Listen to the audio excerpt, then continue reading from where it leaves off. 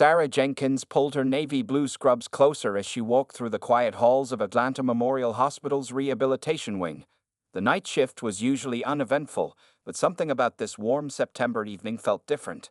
As she passed the nurse's station, her colleague Mary waved her down. "Sarah, honey, we got a new patient in room 208, Mary said, handing over a thick medical file. "Car accident victim, he'll need extra attention tonight." Sarah nodded, taking the file and flipping through it. Marcus Thompson, 32, former college basketball player. The accident had left him temporarily wheelchair-bound, with doctors unsure if he ever walk again. She felt her heart sink. She'd seen many cases like this, where talented athletes struggled to accept their new reality. When she entered room 208, she found Marcus staring out the window, his broad shoulders tense. The moonlight cast shadows across his face, highlighting the fresh scratches that were still healing. His wheelchair was positioned away from the bed, almost like he was trying to distance himself from it.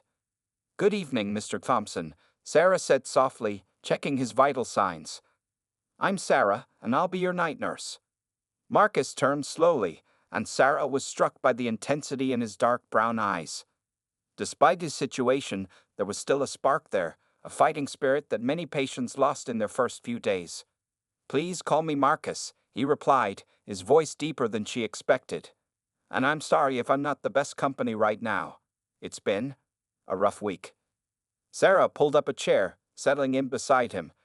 It wasn't protocol to spend extra time with patients, but something told her Marcus needed more than just medical attention tonight. "Want to talk about it?" she asked, arranging his medications on the side table. "I'm told I'm a pretty good listener." For the first time that evening, Marcus cracked a small smile. "You don't want to hear my problems. I'm sure you've got other patients to see." "True," Sarah admitted, "but sometimes talking helps more than medicine. Plus, these night shifts can get pretty lonely." Over the next hour, as Sarah checked in on her other patients and returned to room 208, Marcus opened up. He told her about his basketball career, how he'd been coaching at a local high school before the accident. He shared his fears about never walking again, about becoming a burden to his family. Sarah listened, offering encouragement when needed and silence when appropriate. She told him about her own brother, who had overcome a spinal injury to become a Paralympic athlete. Marcus seemed to brighten at this, asking questions about rehabilitation techniques and success stories. As dawn approached, Sarah found herself drawn back to room 208 more often than necessary.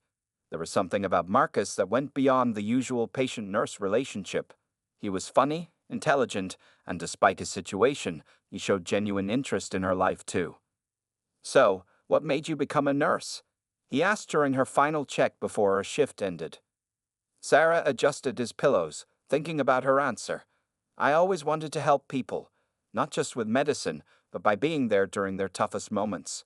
Sometimes, all someone needs is another person who believes in them." Marcus caught her hand as she turned to leave, the touch sending an unexpected warmth through her fingers. "Thank you, Sarah, for everything tonight. You've given me hope when I thought I had none left." Sarah felt her cheeks warm, suddenly very aware of how unprofessional this moment might look to others. But there was nothing inappropriate about it. Just two souls connecting in life's unexpected ways. "I'll see you tomorrow night, Marcus," she said, gently pulling her hand away. "And remember, this is just a chapter in your story, not the ending." As Sarah drove home that morning, she couldn't stop thinking about room 208. In her 10 years of nursing, she'd never felt such an instant connection with a patient. It both excited and worried her. After all, professional boundaries existed for a reason. Little did Sarah know that this night would mark the beginning of a journey that would change both their lives forever. As she drifted off to sleep in her small apartment, her last thoughts were of Marcus's resilient spirit and that brief moment when their hands touched. Sometimes, the biggest love stories start in the most unexpected places, like a quiet hospital room on a warm September night. For Sarah Jenkins, it was just another night shift, but fate had other plans. Plans that would challenge everything she thought she knew about love, courage, and the power of human connection. Over the next few weeks, Sarah found herself looking forward to her night shifts more than ever before. Room 208 became her favorite stop, where Marcus's determination during his physical therapy sessions inspired not just her, but the entire hospital staff. One particularly challenging evening, Sarah walked in to find Marcus frustrated after a difficult therapy session. His knuckles were white from gripping the wheelchair's armrests, and sweat beaded on his forehead. "I only managed 10 steps today," he said, not meeting her eyes. 10 steps with those parallel bars, and I felt like my legs were on fire. Sarah pulled up her usual chair beside him. 10 steps is 10 more than yesterday, she replied, her voice gentle but firm. "Every step counts, Marcus." As she checked his vital signs, Sarah noticed a photo that had fallen from his bedside table. Picking it up, she saw a younger Marcus in a basketball uniform, surrounded by smiling high school students, his former team. "They visit me sometimes," Marcus said, watching her look at the photo. "The kids from my team, but I can tell they're uncomfortable. They don't know what to say to their coach now that he can't even stand up." Sarah placed the photo back carefully.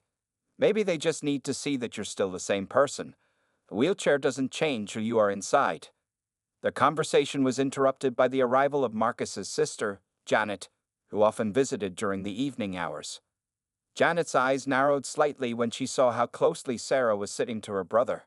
"I didn't realize the night shift included such personal attention," Janet commented, her tone making Sarah straighten in her chair. Marcus quickly jumped to Sarah's defense. "Sarah's been helping me stay positive, Janet. She's the best nurse in this hospital."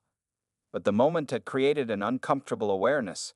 As Sarah left the room, she could hear Janet's worried whispers to her brother about getting too emotionally attached to hospital staff. The next day, Sarah's supervisor called her into the office. "Several staff members have noticed you spending extra time in room 208, she said carefully. "While we encourage compassionate care, we need to maintain professional boundaries." Sarah felt her face flush. "I treat all my patients with the same level of care," she insisted, though in her heart, she knew Marcus was different. That evening, Sarah tried to keep her visits to room 208 brief and professional, but when she entered to do her regular checks, she found Marcus attempting to transfer himself from the bed to his wheelchair alone. "Marcus," she rushed forward as he struggled. "You could hurt yourself. Why didn't you call for help?" "Because I need to do this on my own," he said through gritted teeth. "I can't depend on you forever, Sarah." The way he said her name made her heart skip a beat. Their eyes met, and for a moment, neither spoke. The tension in the room was thick with unspoken feelings. Finally, Marcus broke the silence. "My family thinks I'm getting too attached to you. Maybe they're right." Sarah busied herself adjusting his pillows, trying to maintain professional distance. "They're just worried about you. They don't understand," Marcus continued. "When everyone else looks at me, they see the wheelchair first. But you see me, just me." Sarah's hands trembled slightly as she recorded his vital signs. "Marcus, I know," he interrupted. "You're my nurse. There are rules. But Sarah, when I'm with you, I feel like I can do anything. Like this chair is just a temporary setback, not my final destination." The conversation was interrupted by the arrival of the morning shift nurse. Sarah left quickly, her mind spinning with conflicting emotions. In the locker room, she stared at herself in the mirror. The professional part of her knew she should request a transfer to another ward. The human part of her couldn't bear the thought of not seeing Marcus every night. That evening, before starting her shift, Sarah's colleague Mary pulled her aside. "Sometimes," Mary said wisely, "the heart knows what it wants before the head catches up. Just be careful, honey." As Sarah walked toward room 208 that night, she realized she was at a crossroads. The safe path would be to maintain professional distance, to treat Marcus like any other patient. But as she watched him practicing his exercises with fierce determination, she knew her heart had already made its choice. Sometimes, breaking down barriers meant taking risks, and as Sarah Jenkins was beginning to learn, some risks were worth taking. 3 months into Marcus's rehabilitation, things began to change dramatically. Sarah had requested to be transferred to the day shift, allowing her to maintain her connection with Marcus while avoiding the appearance of impropriety during the quiet night hours. Their relationship, though still technically professional, had grown into something neither could deny. One sunny afternoon, Marcus's mother, Mrs. Thompson, arrived during Sarah's shift. She watched with sharp eyes as Sarah helped Marcus with his exercises, noting the way they laughed together, the gentle touches that lingered a moment too long. "Miss Jenkins," Mrs. Thompson called out after the session, "may I speak with you privately?" Sarah followed Marcus's mother into the hospital garden, her heart pounding. The older woman sat on a bench, patting the space beside her. "I see the way you look at my son," Mrs. Thompson said directly. "And the way he looks at you. I need to know your intentions." Sarah took a deep breath. "Mrs. Thompson, I care about Marcus deeply. Not because he's my patient, but because of who he is." "You're a beautiful young black woman, Sarah," Mrs. Thompson said softly. "You could have any man you want. Are you sure you want someone who might never walk again? Someone who will need care for the rest of his life?" Sarah felt her face flush with emotion. "With all due respect, Mrs. Thompson, Marcus is more than his disability. He's the strongest, most determined person I've ever met. And yes, he might need help sometimes, but don't we all?" Before Mrs. Thompson could respond, they heard the sound of wheels on the garden path. Marcus had followed them out. "Mom," he said firmly, "I heard everything. And I need you to understand something. Sarah doesn't just help me with physical therapy, she makes me want to be better. She makes me feel whole." Mrs. Thompson looked between them, tears forming in her eyes. "I just want what's best for you, son." "Sarah is what's best for me," Marcus replied, reaching for Sarah's hand. "And if you can't see that, then you're the one who's truly blind." The next day, Sarah submitted her resignation from the hospital. She couldn't continue being Marcus's nurse if she wanted to pursue a relationship with him. Her supervisor, though sad to lose her, understood. "Love doesn't care about timing or circumstances," her supervisor said, signing the paperwork. "Sometimes it just knows better than we do." Word spread quickly through the hospital about Sarah's decision. Some staff members whispered disapprovingly about a nurse falling for her patient. Others, who had witnessed their connection firsthand, defended their relationship. Sarah's family had their own concerns when she told them about Marcus. Her mother worried about the challenges they would face as an interracial couple, especially with Marcus's disability adding another layer of complexity. "Baby," her mother said during Sunday dinner, "are you ready for how hard this might be? People can be cruel." Sarah straightened her shoulders. "Mama, when I'm with Marcus, I don't see color or disability. I see the man who makes me laugh, who challenges me to be better, who looks at me like I'm the most important person in his world." Her younger sister piped up. "But what about having kids? What about traveling? What about dancing at your wedding?" "Life isn't about what you can't do," Sarah replied, remembering Marcus's words. "It's about finding new ways to do the things you love, with the person you love." As weeks passed, Marcus made remarkable progress in his rehabilitation. Sarah attended his therapy sessions as his girlfriend now, not his nurse. She cheered when he managed to stand for 30 seconds, cried with joy when he took his first unassisted steps with the walker. One evening, as they sat in the hospital garden where Mrs. Thompson had confronted Sarah, Marcus turned to her with determination in his eyes. "You know what keeps me going?" he asked. "The thought that someday I might be able to stand beside you, not below you in this chair." Sarah cupped his face in her hands. "Marcus Thompson, you have never been below me. You're the tallest man I know, wheelchair or not." Their love story began spreading beyond the hospital walls. Local news picked up on it. The dedicated nurse who fell in love with her patient, breaking down barriers of race and ability. But to Sarah and Marcus, it wasn't about being an inspiration. It was simply about two people who found each other when they needed it most. As Marcus continued his rehabilitation with renewed determination, their love grew stronger. They were no longer just breaking down barriers, they were building a new path, one that would lead them to an even bigger surprise neither of them saw coming. 6 months into their relationship, Marcus had a secret. During his private physical therapy sessions, the ones Sarah didn't attend, he was making incredible progress. With the help of his therapist, Mike, he had managed to stand for several minutes and even take small steps with minimal support. "You're sure you don't want to tell Sarah?" Mike asked one afternoon, as Marcus gripped the parallel bars, sweat dripping down his face. Marcus shook his head, determination etched across his features. "Not yet. I want it to be perfect." He had been planning this moment for weeks. The ring was hidden in his mother's house. a beautiful diamond that had belonged to his grandmother. Mrs. Thompson, who had finally embraced Sarah as part of their family, was more than happy to help with his plan. Sarah noticed Marcus seemed more secretive lately, taking private calls and changing the subject whenever she asked about his therapy sessions. A small part of her worried, but she trusted him completely. One Wednesday afternoon, Sarah received a call from Mary, her former colleague at the hospital. "We need your help with a new patient," Mary said, her voice unusually high-pitched. "Someone specifically requested you. I know you don't work here anymore, but could you come by?" Sarah was confused but agreed. When she arrived at the hospital, she found the rehabilitation wing decorated with soft white lights and rose petals leading to the therapy room, the place where she and Marcus had spent countless hours together. Her heart began to race as she followed the trail of flowers. Through the glass windows, she could see familiar faces gathered inside, hospital staff, Marcus's family, and her own relatives, all wearing bright smiles. When she opened the door, music began playing softly. "At Last" by Etta James, the song that often played during their therapy sessions. Marcus was there in his wheelchair, looking handsome in a dark blue suit. "Sarah," he said, his voice thick with emotion, "this is where our story began, where you showed me that limitations only exist if we let them."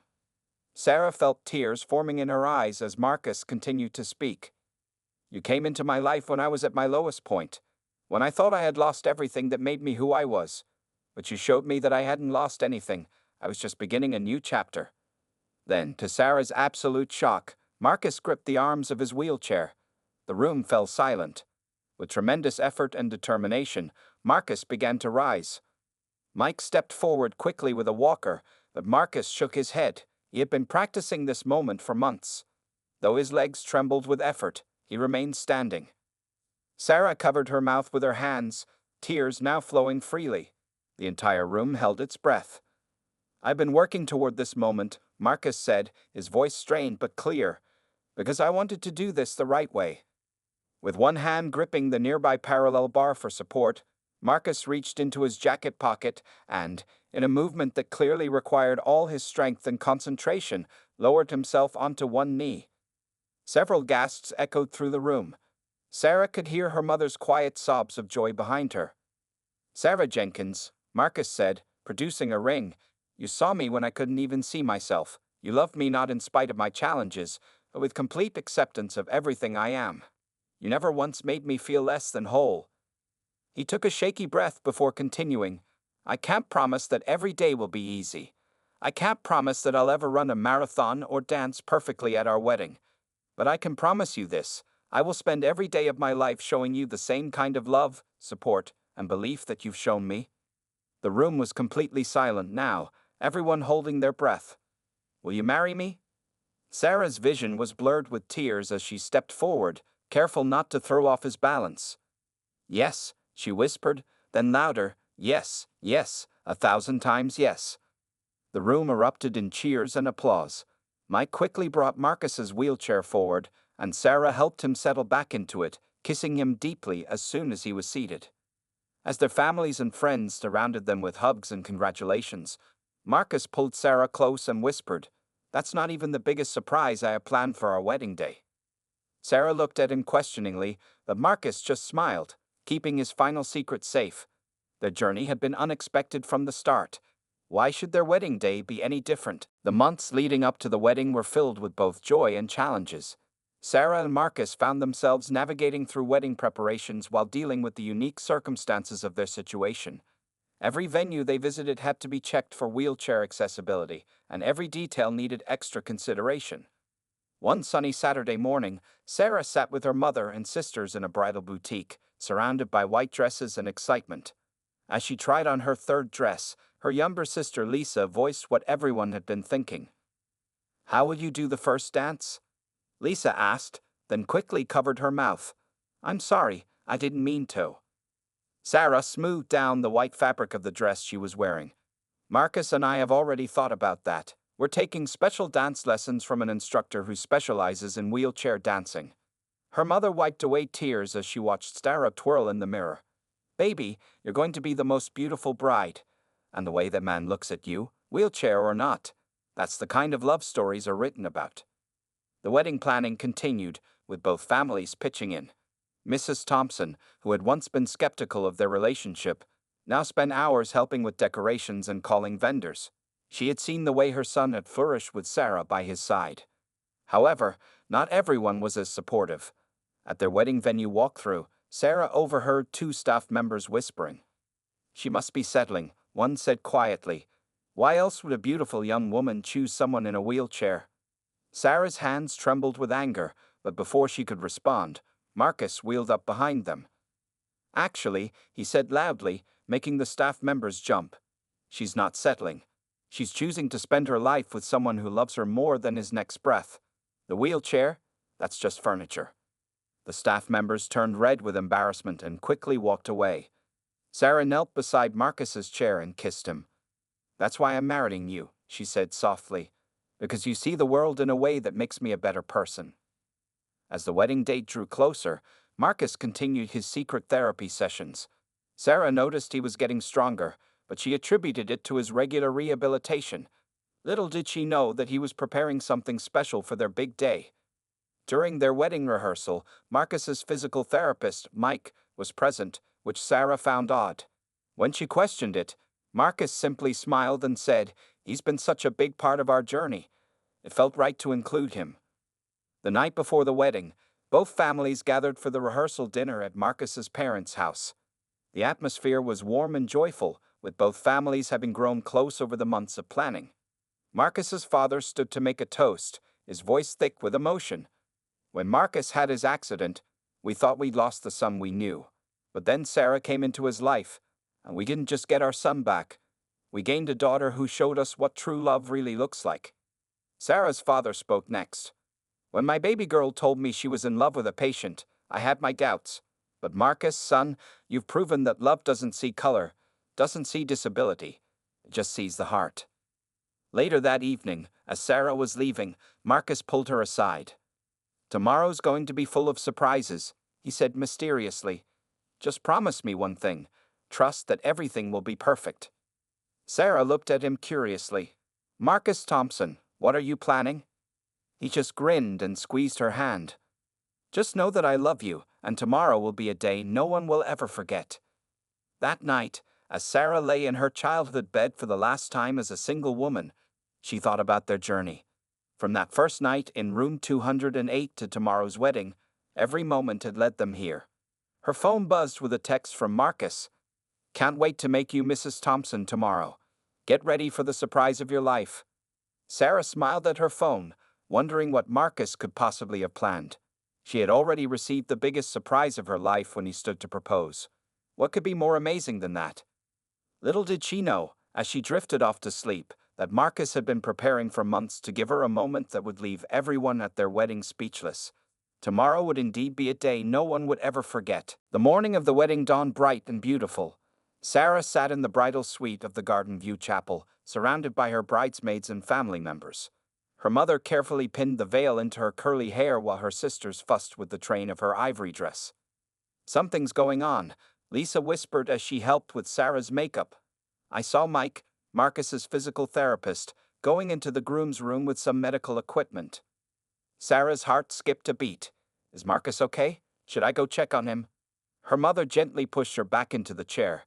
"No peeking at the groom before the wedding. It's bad luck. Besides, Marcus's mother just texted me saying everything is fine." In the groom's room, Marcus was indeed up to something. With Mike's help, he was doing final stretches and exercises, preparing his legs for what would be the most important moment of his life. His father stood guard at the door, making sure Sarah wouldn't accidentally discover their secret. "Are you sure about this?" Mike asked, helping Marcus with his leg braces. "You've practiced, with all the emotion of the day." Marcus nodded firmly. "I've never been more sure of anything in my life.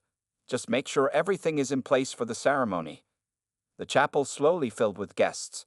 Both families had worried about finding a venue that could accommodate a wheelchair, but the Garden View Chapel had proved perfect, with its wide aisles and gentle ramps. White and purple flowers decorated every surface, and sunlight streamed through the stained glass windows. Sarah's father waited outside the bridal suite, tears forming in his eyes when his daughter emerged. "Baby girl," he whispered, "you look like an angel." The wedding coordinator gathered everyone into position. Marcus's groomsmen wheeled him to the altar, where he waited, looking handsome in his black tuxedo. His wheelchair had been decorated with subtle white ribbons and small purple flowers to match the wedding theme. The music began, and the bridesmaids started their procession. Each one smiled encouragingly at Marcus as they passed, knowing what was about to happen but sworn to secrecy. Then the wedding march started. The doors opened, and Sarah appeared on her father's arm. Marcus felt his breath catch in his throat. She was stunning in her ivory dress, which flowed around her like a cloud.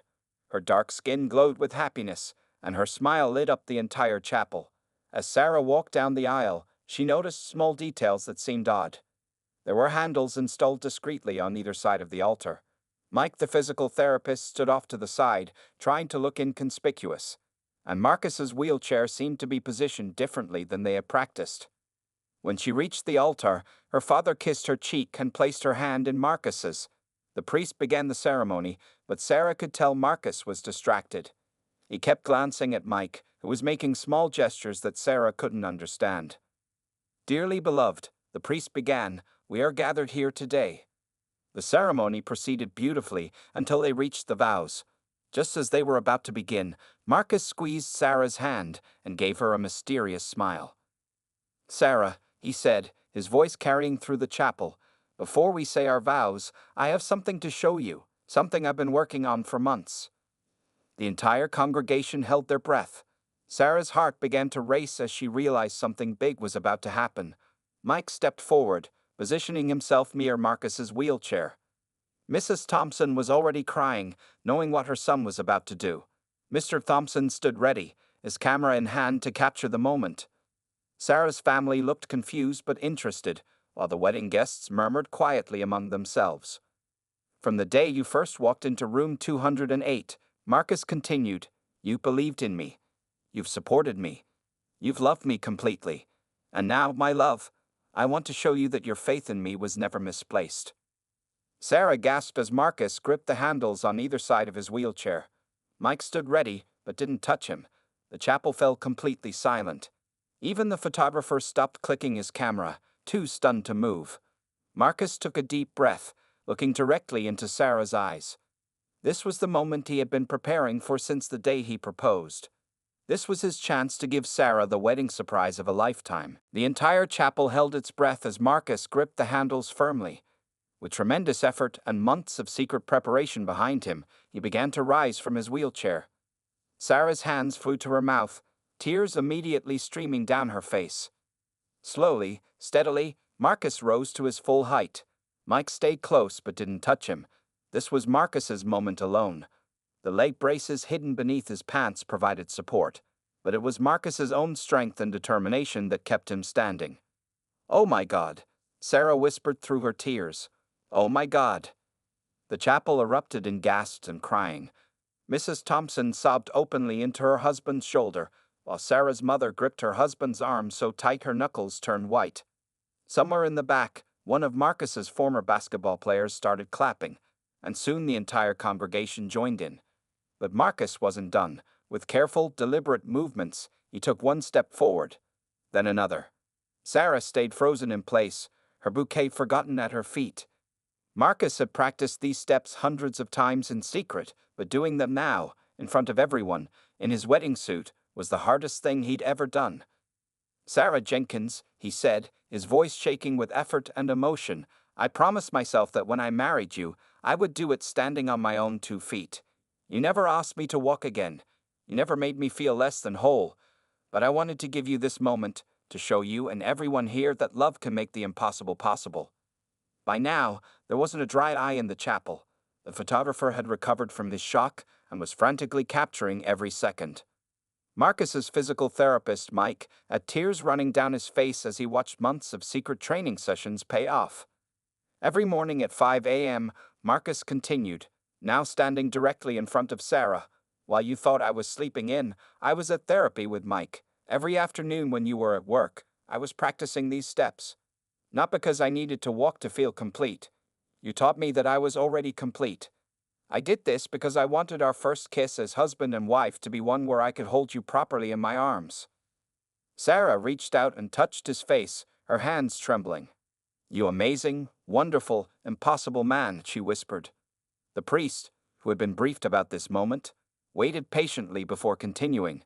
"Shall we proceed with the vows?" Marcus nodded, maintaining his stance. His legs trembled with effort, but his face showed nothing but joy and love. Sarah held his hands, supporting him as he had always supported her. They exchanged their vows, standing face to face, eye to eye. Marcus's voice was strained from the effort of standing, but he never faltered as he promised to love, honor, and cherish Sarah for all his days. Sarah's vows were interrupted by tears and laughter, but she managed to get through them. "By the power vested in me," the priest finally said, "I now pronounce you husband and wife. You may kiss the bride." Marcus pulled Sarah close, and for the first time, he was able to bend down slightly to kiss her rather than having her bend down to him. The chapel erupted in cheers and applause. The moment was magical, perfect, everything they had dreamed of and more. After the kiss, Mike quickly brought the wheelchair forward. Marcus was exhausted from the effort, but his face shone with triumph as he sat back down. Sarah knelt beside his chair, not caring about her wedding dress. "You've been planning this for months?" she asked in wonder. "Since the day you said yes," he replied, wiping tears from her cheeks. "Worth every early morning, every muscle ache, every second of keeping it secret." As they turned to face their guests as husband and wife, the cheering grew even louder. Their story of love transcending all barriers had just added another incredible chapter. Mary, Sarah's former colleague from the hospital who had witnessed the beginning of their love story, leaned over to another guest and said, "You know, some people spend their whole lives looking for miracles. But sometimes, miracles find us when we're brave enough to love without limits." Marcus and Sarah made their way back down the aisle together, her hand resting on his shoulder as she walked beside his chair. They had proved that true love doesn't see limitations. It sees possibilities. And this was just the beginning of their story. News of Marcus's surprise at the wedding spread quickly. A guest's video of the moment went viral on social media, gathering millions of views within days. Local news stations picked up the story, and soon Marcus and Sarah found themselves being invited to share their love story on national television shows. "What made you decide to keep it a secret?" asked one morning show host, looking at Sarah. Sarah squeezed Marcus's hand as she answered, "He wanted to give me a moment of pure magic, and he did. But what he didn't realize was that he was already magic to me, walking or not." Their story touched hearts across the country. Letters poured in from other interracial couples, from families dealing with disabilities, and from people who had almost given up on love. Marcus and Sarah began using their platform to advocate for both disability rights and racial understanding. They started a foundation called Love Without Limits, which helped provide specialized physical therapy and adaptive equipment to people who couldn't afford it. The hospital where they first met became their first partner, with Mary and Mike joining their advisory board. 6 months after their wedding, Marcus continued his therapy. Though he couldn't walk full-time, he could now stand and take short walks during special moments. Their house was adapted to accommodate both his wheelchair and his growing independence. One evening, as they sat in their backyard watching the sunset, Sarah handed Marcus an envelope. "What's this?" he asked, opening it carefully. Inside was a sonogram picture. Marcus stared at it, his hands trembling. "We're going to have a baby," Sarah said softly, watching his face light up with joy. The news of their pregnancy brought both excitement and new challenges. Their families rallied around them, helping to prepare the nursery with adaptations that would allow Marcus to fully participate in caring for their child. Mrs. Thompson, who had once worried about their relationship, now spent weekends helping them baby-proof the house. "This child," she said, arranging stuffed animals in the crib, "is going to grow up knowing what real love looks like." As Sarah's belly grew, so did their foundation's impact. They opened a rehabilitation center that specialized in helping couples and families adapt to life with disabilities. The center offered both physical therapy and counseling, understanding that healing involved both body and spirit. Marcus continued coaching basketball, now from his wheelchair most days but sometimes standing to demonstrate shots. His team made it to the state championships, inspired by their coach who had taught them that limitations were just challenges waiting to be overcome. During their first wedding anniversary celebration, surrounded by family and friends, Marcus surprised Sarah again by standing to give a toast. "1 year ago," he said, holding onto the back of his chair for support. I stood to marry the woman of my dreams. Today, I stand to celebrate not just our love, but what that love has created. We're not just building a family, we're building hope for others. Sarah, now 7 months pregnant, wiped happy tears from her eyes. Their journey had inspired countless others, but to them, it was simply their love story. 2 months later, their daughter was born. They named her Hope, because that's what their love had given to so many people. The viral video of their wedding had now been viewed over 50 million times, and their foundation had helped hundreds of families. As Marcus held his daughter for the first time, sitting in his wheelchair with Sarah perched on the hospital bed beside them, he marveled at how life had come full circle. In this same hospital, in a room just a few floors above, he had met the woman who would change his life forever. "Look at what we've created," Sarah whispered, touching Hope's tiny hand. "And I don't just mean our daughter. Look at all the lives we've touched, all the barriers we've broken." Marcus smiled, remembering that first night when Sarah had walked into his hospital room. "You know what's amazing?" he said, gently rocking Hope. "That night when I thought I'd lost everything, I was actually about to gain more than I ever dreamed possible." Their story continued to inspire others, proving that love knows no boundaries, not race, not disability, not any limitation the world might try to impose. Sarah and Marcus Thompson had shown that when two hearts beat as one, miracles don't just happen once, they happen every single day. And as they looked down at their sleeping daughter, they knew that this was still just the beginning of their story. Because true love doesn't end with happily ever after. It grows stronger with each new chapter, each new challenge, each new triumph.